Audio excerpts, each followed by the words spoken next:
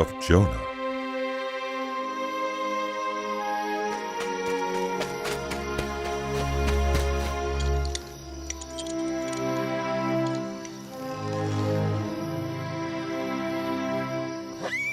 The word of the Lord came to Jonah, son of Amittai.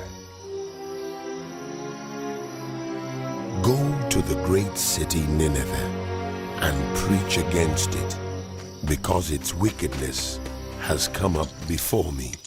But Jonah ran away from the Lord and headed for Tarshish.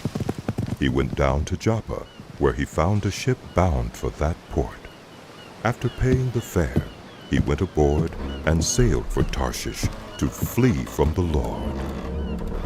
Then the Lord sent a great wind on the sea, and such a violent storm arose that the ship threatened to break up.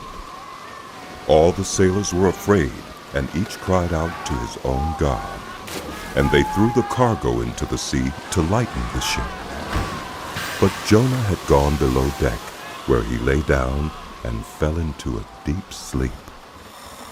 The captain went to him and said, "How can you sleep? Get up and call on your God. Maybe he will take notice of us so that we will not perish." Then the sailors said to each other, "Come, let us cast lots to find out who is responsible for this calamity." They cast lots, and the lot fell on Jonah. So they asked him, "Tell us, who is responsible for making all this trouble for us?" "What kind of work do you do? Where do you come from? What is your country?" "From what people are you?"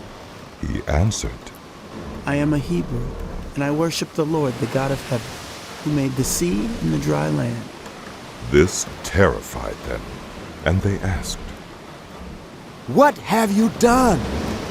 They knew he was running away from the Lord, because he had already told them so. The sea was getting rougher and rougher, so they asked him, "What should we do to you to make the sea calm down for us?" Pick me up and throw me into the sea, He replied, and it will become calm.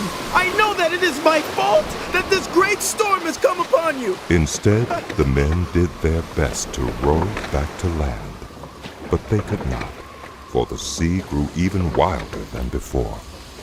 Then they cried out to the Lord, "Please, Lord, do not let us die for taking this man's life. Do not hold us accountable for killing an innocent man, for you, Lord, have done as you pleased."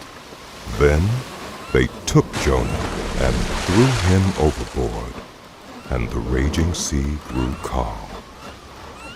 At this, the men greatly feared the Lord, and they offered a sacrifice to the Lord and made vows to him. Now the Lord provided a huge fish to swallow Jonah, and Jonah was in the belly of the fish 3 days and 3 nights.